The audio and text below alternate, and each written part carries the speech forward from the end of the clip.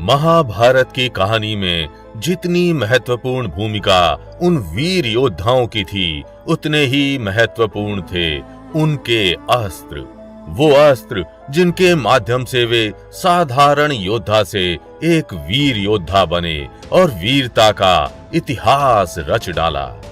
कोई भी योद्धा बिना किसी विशेष शस्त्र के अधूरा माना जाता है, जैसे अर्जुन बिना गांडीव के और भीम बिना गदा के अधूरे थे।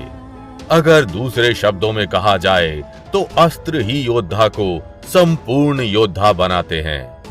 हिंदू पौराणिक ग्रंथों में हमें अनेकों घातक दिव्यास्त्रों की जानकारी मिलती है, जैसे नारायण का नारायणास्त्र और सुदर्शन चक्र, महादेव का त्रिशूल और पशुपतास्त्र और ब्रह्मदेव का अति विनाशक ब्रह्मास्त्र। लेकिन इन सभी भयानक दिव्यास्त्रों में कौन सा दिव्यास्त्र था सबसे घातक? कौन सा अस्त्र था महाभारत काल का सबसे शक्तिशाली अस्त्र? और आखिर किस अस्त्र को हिंदू पौराणिक कहानियों का सबसे शक्तिशाली अस्त्र माना जाता है? ब्रह्मास्त्र, सुदर्शन चक्र, त्रिशूल, नारायणास्त्र और भार्गवास्त्र में आखिर कौन सा अस्त्र था सबसे विनाशक? आइए जानते हैं, तो वीडियो को अंत तक जरूर देखिएगा। लेकिन वीडियो शुरू करने से पहले जय श्री कृष्ण कमेंट करना बिल्कुल भी मत भूलिएगा। भगवान श्री कृष्ण की कृपा आपके घर परिवार पर सदैव बनी रहेगी। काला जादू हो या शनि की साढ़े साती, होंगे हर कष्ट दूर, आएगी जीवन में तरक्की। अपने घर परिवार और संपत्ति को हर बुरी दृष्टि से बचाने के लिए आज ही मंगवाएं मंत्रों द्वारा सिद्ध नजर सुरक्षा कवच।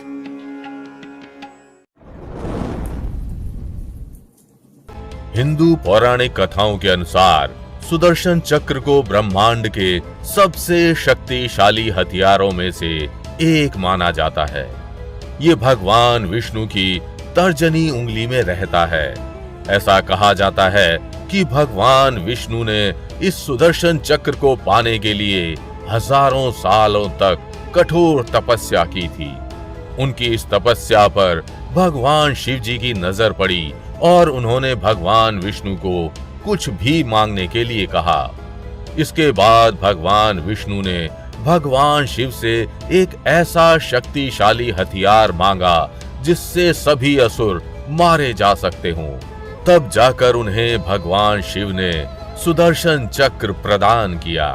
कहते हैं कि सुदर्शन चक्र को जो भी लक्ष्य दिया जाता था, वो बिना उसको खत्म करे वापस नहीं आता था।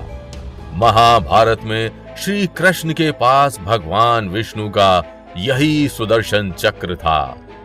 भगवान परशुराम को सुदर्शन चक्र स्वयं श्री हरि ने प्रदान किया था और द्वापर में परशुराम जी ने इसे श्री कृष्ण को दे दिया था।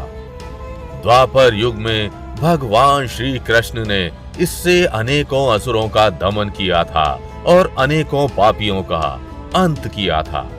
ऐसा माना जाता है कि रामायण में राम जी के भाई शत्रुघ्न सुदर्शन चक्र के ही अवतार थे। इसलिए रामायण में राम जी द्वारा सुदर्शन के प्रयोग का वर्णन नहीं मिलता। सुदर्शन चक्र के समान ही त्रिशूल को भी अति विनाशकारी अस्त्र माना जाता है। त्रिशूल को हिंदू धर्म में मात्र अस्त्र ही नहीं, बल्कि आस्था के एक प्रतीक के रूप में भी देखा जाता है। हिंदू धर्म के अनुसार त्रिशूल भगवान शिव का अनन्य और बेहद खतरनाक हथियार है, जिसे महादेव सदैव अपने साथ रखते हैं। भगवान शिव कहीं भी जाते हैं, अपने साथ त्रिशूल को जरूर रखते हैं। माना जाता है कि इस हथियार का प्रयोग महाभारत और रामायण दोनों कालों में किया गया था। वहीं इसी हथियार से भगवान शिव ने अपने पुत्र श्री गणेश का सर भूलवश धड़ से अलग कर दिया था। भाले की तरह दिखने वाले इस त्रिशूल में आगे की ओर 3 तेज धार चाकू लगे होते हैं। त्रिशूल के माध्यम से महादेव ने अनेकों असुरों का दमन किया था। त्रिशूल के समान ही पशुपतास्त्र को भी भगवान शिव का ही एक अन्य अस्त्र माना जाता है। यह अस्त्र अविश्वसनीय रूप से बहुत विनाशकारी माना जाता है। कहा जाता है कि ये इतना घातक है कि पूरी सृष्टि को क्षण भर में नष्ट कर सकता है। ये दिखने में एक तीर की तरह होता है और इसको चलाने के लिए एक धनुष का प्रयोग किया जाता है। साधारण मनुष्य भी शिव की तपस्या कर इस अस्त्र को प्राप्त कर सकते हैं। महाभारत के नायक अर्जुन के पास भी पशुपतास्त्र था। इस अस्त्र को पाने के लिए अर्जुन ने बड़ी कठोर तपस्या की थी और महादेव ने अर्जुन की तपस्या से प्रसन्न होकर स्वयं इस अस्त्र को अर्जुन को दिया था। अर्जुन एक समझदार योद्धा थे। उन्होंने महाभारत में कभी भी इस विनाशकारी अस्त्र का प्रयोग नहीं किया। अगर महाभारत में गलती से भी अर्जुन द्वारा इस अस्त्र का प्रयोग हो जाता तो पृथ्वी पर एक तिनका तक नहीं बचता। पशुपतास्त्र की तरह ब्रह्मास्त्र को भी एक घातक अस्त्र के रूप में देखा जाता है, जिसका निर्माण स्वयं ब्रह्मदेव ने किया था। पुराणों के अनुसार अगर ब्रह्मास्त्र एक बार किसी पर छोड़ दिया जाए तो फिर इसको रोक पाना अत्यंत मुश्किल होता था तथा इसको बहुत ही विशेष स्थिति में प्रयोग किया जाता था। आप इसको आज के परमाणु बम की तरह मान सकते हैं। ऐसा माना जाता है कि जिस स्थान पर इसका प्रयोग किया जाता है वो स्थान सालों तक बंजर रहती है और उस जमीन के आसपास जीवन का अस्तित्व तक नहीं रहता।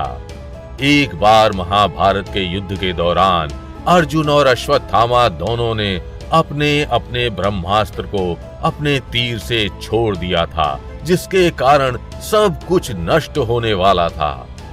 ब्रह्मास्त्र के अलावा ब्रह्मदेव ने ब्रह्मशिरा नामक एक अन्य घातक अस्त्र की रचना की थी।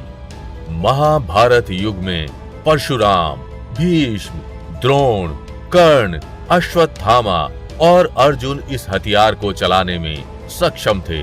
इसके अलावा नारायणास्त्र को भी सबसे विनाशकारी अस्त्र माना जाता है। सुदर्शन चक्र के अलावा नारायणास्त्र को भगवान विष्णु का एक अन्य प्रमुख हथियार माना जाता है, जिसमें लाखों घातक मिसाइलों की शक्ति थी।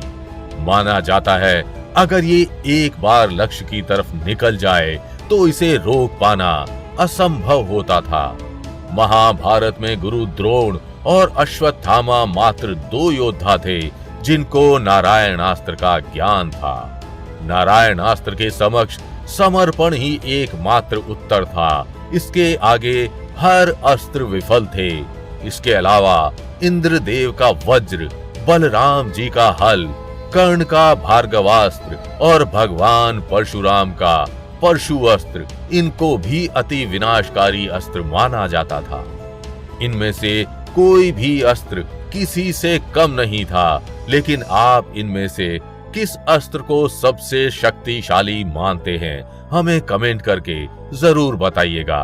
और अगर वीडियो अच्छी लगी हो तो इसे लाइक व शेयर कर चैनल को सब्सक्राइब करना बिल्कुल भी मत भूलिएगा।